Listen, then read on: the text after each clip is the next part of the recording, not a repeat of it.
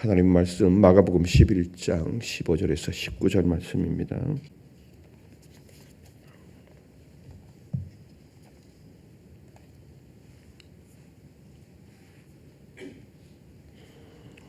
같이 읽도록 하겠습니다. 마가복음 11장 15절에서 19절 다 같이요. 그들이 예루살렘에 들어가니라. 예수께서 성전에 들어가사 성전 안에서 매매하는 자들을 내쫓으시며 돈 바꾸는 자들의 상가 비둘기 파는 자들의 의자를 둘러 엎으시며 아무나 물건을 가지고 성전 안으로 지나다님을 허락하지 아니하시고 이에 가르쳐 이르시되 기록된 바 내 집은 만민이 기도하는 집이라 칭함을 받으리라고 하지 아니하였느냐. 너희는 강도의 소굴을 만들었도다 하시며 대제사장들과 서기관들이 듣고 예수를 어떻게 죽일까 하고 꾀하니 이는 무리가 다 그의 교훈을 놀랍게 여김으로 그를 두려워함이러라.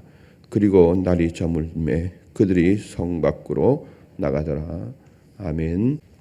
사순절 특별 새벽기도에 십자가를 향한 대속의 발걸음 1주차 예루살렘을 향한 여정 다섯 번째 기도의 자리로 나오신 판교성전과 강남성전 또 가정에서 삶의 자리에서 영상을 통해서 참석하고 계신 성도님들을 환영하고 축복합니다.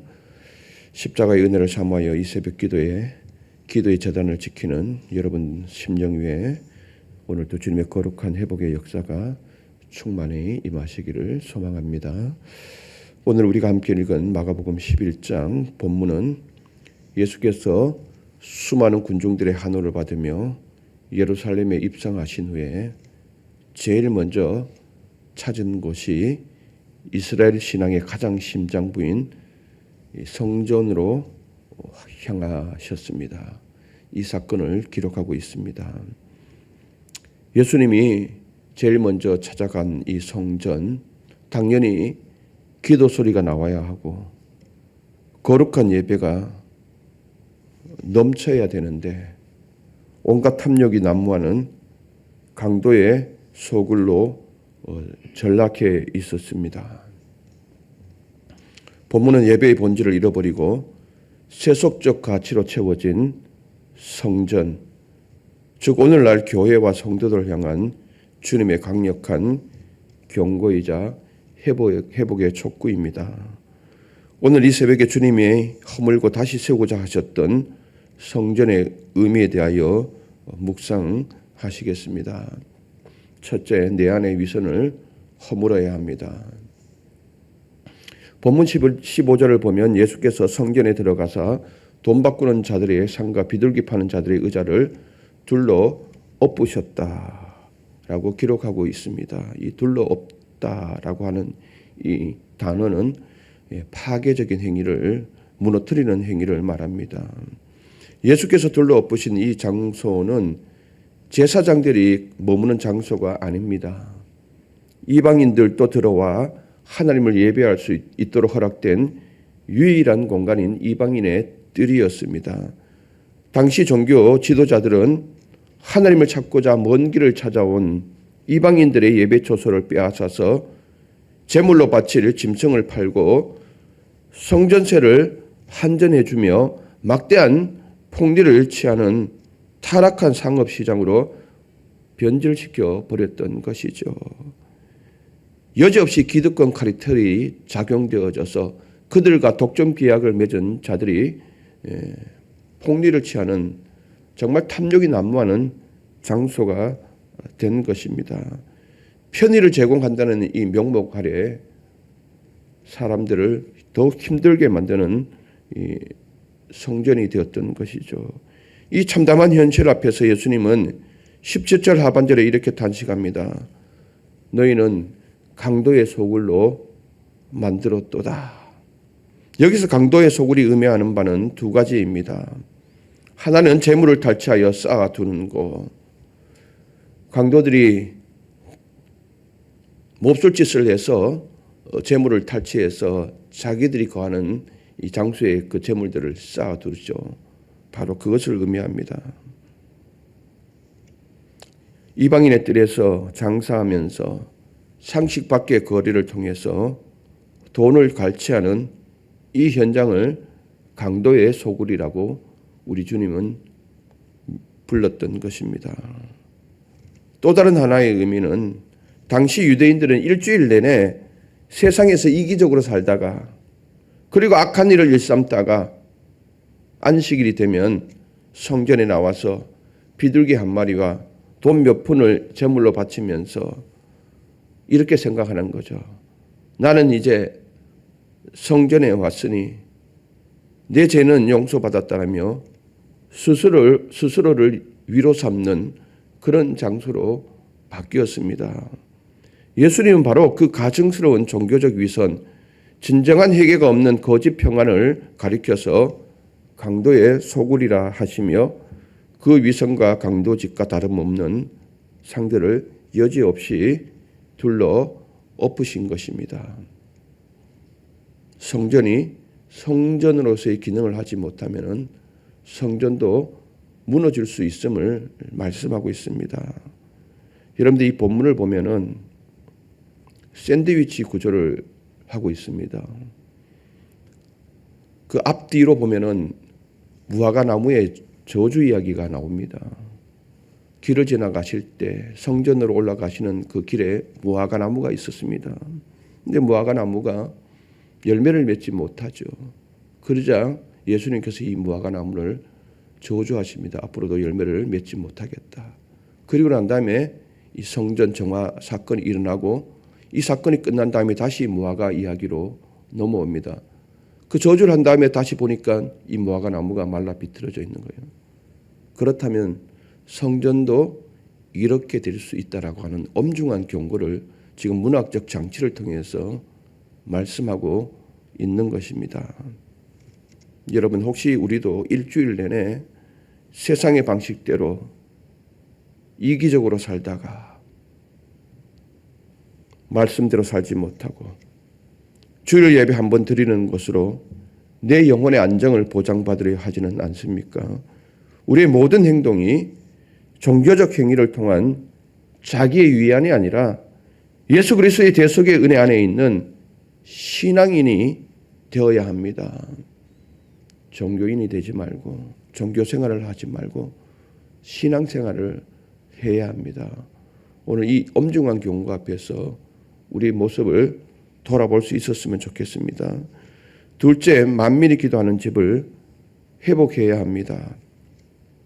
예수께서 매매하는 자들을 내쫓으시고 상을 엎으신 것은 단순한 건물의 정화가 아니었습니다. 무너진 예배의 본질, 즉 기도의 회복이었습니다. 17절 상반절에서 예수께서는 구약 성경 이사야 56장 7절을 인용하면서 내 집은 만민이 기도하는 집이라 일컬음을 받으리라고 선포하십니다. 여기서 우리가 주목해야 할 것은 만민이라는 이 단어입니다. 하나님의 성전은 이스라엘이라는 특정 민족만을 위해서 예배할 수 있는 배타적 공간이 아니라 이방인들이 함께 어우러져서 누구나가 기도할 수 있는 누구나가 예배할 수 있는 보편적 공간이라는 뜻이 바로 만민이라는 이 단어의 의미입니다. 어느 누구도 제외되거나 소외되면 안 된다는 것이죠. 그러한 보편적 공간을 대제사장 안나스 가문과 독점 계약을 맺은 장사꾼들에게 내어준 것은 온 열방을 구원하시려고 하는 이 하나님의 보편적 구원 계획을 정면으로 가로막는 무서운 제약이었습니다. 하나님께서 원하는 성전은 온 열방과 이방인, 소외된 자, 병든 자, 가난한 자, 누구든지 하나님 아버지 품으로 나와 엎드려 부르짖을 수 있는 은혜의 보좌가 되어야 했습니다. 그런데 이 성전이 그러한 기능을 하지 못했던 것이죠. 그래서 주님이 이방인의 뜰을 정결케 하신 것입니다. 만민이 엎드려 기도할 수 있는 예배의 자리를 다시 마련해 주신 것입니다. 사랑하는 성도 여러분, 기도가 멈춘 성전은 이미 그 생명력을 잃은 시장통과 다를 바가 없습니다. 예배가 점점 사라져가는 이 성전은 어떤 이유에서든 이 성전은 시장통과 다를 바가 없습니다. 이 부분에 대해서 저와 우리 교회는 잘 생각해 봐야 합니다. 더 나아가 십자가 구속의 은혜를 알지 못해 죽어가는 영혼들, 잃어버린 영혼들, 방황하는 이웃과 열방을 품고 중보하는 참된 기도의 자리로 나아가라고 하는 교회를 향한 준엄한 명령이 오늘 이 본문에 담겨 있습니다. 그래서 이런 뜻에서 예수께서는 그때 당시 기득권 바리새인 제사장들, 서기관들을 향해서 강력하게 외침을 주었던 것이고 2000년 전에 그때의 사건이 아니라 오늘 우리 교회를 향한 성도를 향한 애끓는 외침이 아닐까라는 생각을 해봅니다. 만약에 그렇지 않으면은 열매 없는 이 무화과처럼 이 성전도 한순간에 말라 비틀어질 것이다 라고 하는 엄중한 경고를 내리고 있습니다. 우리 반석교회가 진정으로 십자가의 길을 따르는 공동체라면 이 제단은 만민을 위해서 눈물로 중보하는 기도의 불길이 타오르는 곳이 되어야 합니다. 시간이 없어서요. 세월이 급박하게 돌아가고 있는데요. 삶이 너무 바쁩니다. 그건 핑계죠. 그래도 우리 교회는 기도하려고 애를 쓰고 있지 않습니까? 그래도 예수님이 봤을 때는 부족합니다. 더 기도의 자리로 채워져야 합니다. 내 집은 만민이 기도하는 집이라 일컬음을 받으리라. 분명하게 회복되어져야 합니다. 나를 위해 기꺼이 자신을 내어주신 예수님의 그 십자가의 사랑을 품고 지구상의 모든 사람들을 위해서라도 무릎을 꿇을 수 있는 넉넉한 기도의 집으로 회복되어야 합니다. 이 일을 위해서 저와 여러분이 함께 이 성전을 정화시켜 나갈 수 있었으면 좋겠습니다. 오늘 꼭 기억하십시오. 내 집은 만민이 기도하는 집이라 일컬음을 받으리라. 여러분들이 앉은 이 자리가 기도의 소리가 차고 넘쳐야 합니다. 예배의 은혜로 차고 넘쳐야 합니다. 축소되는 순간 그 다음 이어지는 무화과의 이 저주를 여러분들 꼭 기억할 수 있었으면 좋겠습니다. 기도드리겠습니다. 걸어가신 주님, 우리를 성전 삼아 주셨건만 여전히 세상을 향한 탐심과 종교적인 위선으로 내 마음을 강도의 소굴로 만들고 있지는 않은지요. 이 아침 주님께서 찾아오사 내 안에 더럽고 헛된 우상의 상들을 몰아내 주시옵소서. 그래야 십자가의 은혜만을 굳게 붙들게 하시고 나만을 위한 기도를 넘어 이웃과 열방을 품고 기도하는 참된 기도의 집으로 회복되게 하여 주시옵소서. 특별히 이곳에 교회를 세워주시고 우리 반석교회를 통해서 주님의 뜻을 펼쳐갈 수 있도록 이끌어 주셨사오니 감사합니다. 우리 교회가 더욱더 기도의 소리가 차고 넘치게 하여 주시고 예배의 은혜가 더욱 회복되는 그 역사가 나타날 수 있도록 우리 모두가 이 정화의 자리에 힘쓰게 하여 주시옵소서. 그래서 내 집은 만민이 기도하는 집이라 일컬음을 받으리라. 꼭 회복되는 그 은혜가 우리 교회 가운데 특별히 나타나게 하옵소서. 예수 그리스도 이름으로 기도드리옵나이다. 아멘.